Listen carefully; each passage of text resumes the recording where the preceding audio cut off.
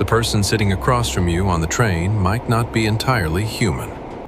They have the right clothes, the perfect posture, and they seem to be reading the same news headlines as everyone else. Yet something about the way they blink, or the way they don't, triggers an ancient, instinctual alarm in your brain.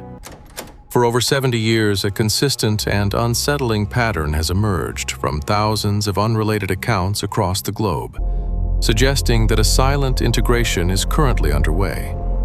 This isn't a story of distant lights in the night sky or fleeting shadows in the woods. It is a documented phenomenon involving the systematic collection of biological material for a purpose that challenges our very understanding of evolution. The accounts almost always begin with a period of missing time. A driver notices the digital clock on their dashboard jump forward by 2 hours while they are on a lonely stretch of road. A sleeper wakes up with a strange geometric mark on their skin and no memory of how it got there.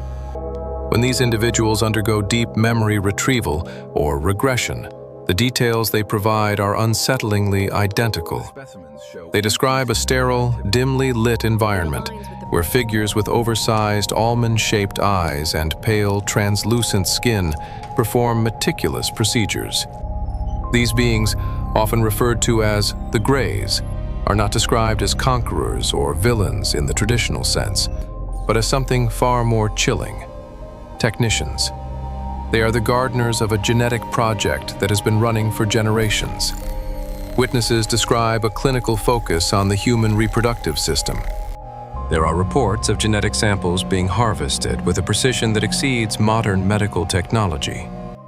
The survivors of these encounters do not speak of physical pain so much as a profound sense of helplessness, as if they are being treated as biological assets rather than sentient beings.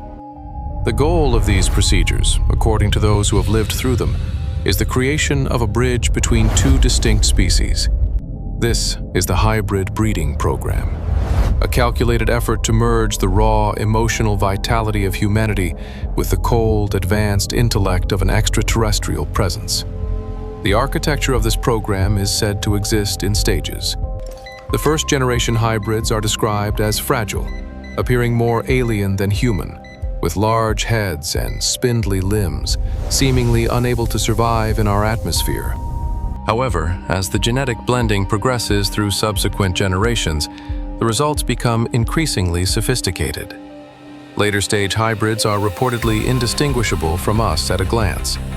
They possess our hair, our skin tones, and our basic anatomy, but they lack the depth of human emotional expression.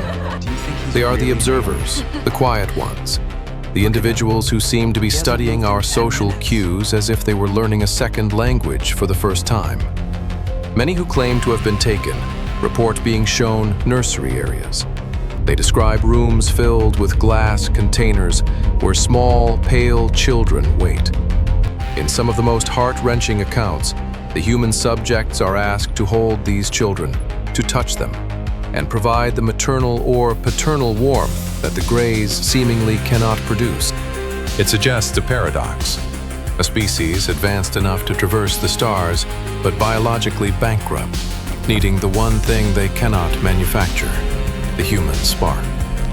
This interaction serves a dual purpose, stabilizing the hybrid's emotional development while habituating the humans to their presence. The implications of such a program are vast and deeply unsettling. If these beings are already among us, it suggests that the traditional idea of an alien invasion is an outdated concept. Why would a civilization bother with a kinetic war when they can simply integrate into the existing social fabric? By slowly introducing hybrid DNA into the human gene pool, the very definition of what it means to be human begins to blur. This isn't about the sudden replacement of a species, but a fundamental transformation of one. We are being steered toward a future where the line between us and them ceases to exist. Skeptics point to the lack of physical evidence, but proponents of the hybrid theory argue that the evidence is walking right in front of us every day. They point to the uncanny valley effect, that strange, skin-crawling feeling we get when something looks human but isn't quite right. Evolutionarily, we developed that fear for a reason. Usually, it protects us from disease or predators. But in this context, it might be a vestigial warning system alerting us to a presence that doesn't belong in our lineage. It is the biological equivalent of a firewall, detecting an unauthorized intrusion into the system. The testimonies of researchers and those in specialized fields add another layer to this mystery.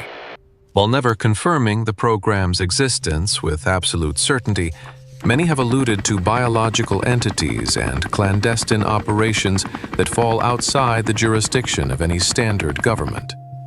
There is a recurring suggestion that some segments of the global structure are aware of this integration and have chosen to remain silent, either out of a sense of inevitability or because they have brokered a deal that the rest of humanity is not privy to. This silence creates a vacuum that is filled by the quiet fear of the ordinary citizen who sees something they weren't meant to see. Consider the way our technology has advanced in the last century. We have moved from the first flight to genetic engineering and artificial intelligence in a blink of an eye. Some theorists suggest this rapid acceleration isn't entirely our own doing. They propose that the Greys have been drip-feeding us technology to prepare our society for the eventual integration of the hybrid population. A more technologically advanced society is easier to monitor, easier to catalog, and easier to merge with. We are building the infrastructure for our own transition, creating a world that is comfortable for a species that thinks in data and logic. The psychological toll on those who believe they are part of this program is immense. They live two lives, one in the daylight, where they hold jobs and raise families, and another in the shadows of their own memory, where they belong to a different family entirely. They speak of a dual citizenship, a sense of longing for a home they can't quite remember, and a connection to children they will never see grow up. This emotional tether is perhaps the most effective tool the Greys possess. It ensures that the human participants remain compliant, bound by a biological and emotional contract they never signed. What if the Greys are not from another planet at all, but are instead a future version of us? Some researchers hypothesize that these beings are our own descendants, returning from a dying future to harvest the healthy genetic material they lost along the way. In this scenario, the hybrid program isn't an invasion, but a desperate rescue mission. They are trying to save their own timeline by grafting our vitality onto their failing biology. This would explain their clinical, detached nature. They are not scientists exploring a new world, but historians and doctors trying to fix a catastrophic mistake in their own past. Regardless of their origin, the consistency of the reports cannot be ignored. People from different cultures, who have never met and have no knowledge of each other's experiences, describe the same triangular marks, the same telepathic communication, and the same sight of hybrid toddlers with eyes that seem to hold too much intelligence. The statistical probability of thousands of people hallucinating the exact same complex narrative is remarkably low. We are faced with a choice. Either the human mind is prone to a very specific universal malfunction, or we are currently witnessing the most significant biological event in the history of our species. The integration phase is said to be reaching a crescendo. In recent years, reports of encounters have shifted. People are no longer just describing being taken to ships. They are describing meeting these individuals in ordinary settings, libraries, parks, and office buildings. These hybrids are reportedly being placed in positions where they can observe human behavior on a large scale. They are learning our humor, our social hierarchies, and our weaknesses. They are the ultimate sleepers, waiting for a signal or a moment when the environmental or social conditions are perfect for a full reveal. If you look closely at the crowd in any major city, you might notice the outliers. It's not about their clothes or their hair, it's about the stillness. There is a certain lack of noise in their movements, a calculated efficiency that feels more like a simulation than a person. They don't react to sudden sounds with the same startle reflex. They don't seem to get tired or frustrated in the way we do. They are the refined version of the human experience, stripped of the messy, unpredictable emotions that make us who we are. They are the new neighbors, and they have been moving in for a long time. This phenomenon forces us to confront the fragility of our identity. We pride ourselves on being the masters of this planet, the pinnacle of the natural world. But the hybrid program suggests we are more like a resource, a genetic gold mine being excavated by a more patient and disciplined force. Our laws, our borders, and our conflicts are irrelevant to a species that views us through the lens of a 1,000-year plan. They are not interested in our politics. They are interested in our marrow. The question remains, what happens when the program is complete? If the goal is total integration, there will come a point where the hybrid DNA becomes the dominant strain. At that moment, the human race as we know it will have ceased to exist, not through fire or brimstone, but through a slow, silent fading into something else. We won't even realize we've been replaced, because we will have become the very thing that replaced us. The transition will be seamless, a quiet handover of the keys to the planet. As we move deeper into this century, the veil between our world and theirs continues to thin. The sightings are increasing, the memories are returning, and the children with the strange, knowing eyes are growing up. They are in our schools, our workplaces, and perhaps even our families. The shadow of the hybrid program is long, and it is cooling the world as we know it. We are living in a transition period, a brief window of time before the human experience becomes a relic of the past. The next time you find yourself in a crowded place, stop and observe. Don't look at the faces, look at the behavior. Look for the one who doesn't quite fit the rhythm of the room. Look for the one who seems to be watching the world through a lens of clinical curiosity. You may find that the person next to you isn't a stranger at all, but a harbinger of what we are all destined to become. The project is nearing its final phase, and the results are already walking among us, waiting for the day when the masks can finally come off. The evolution of a species is rarely a peaceful process. It is often a series of harsh adaptations and forced changes. If the hybrid theory holds any weight, we are currently the subjects of an adaptation we did not choose.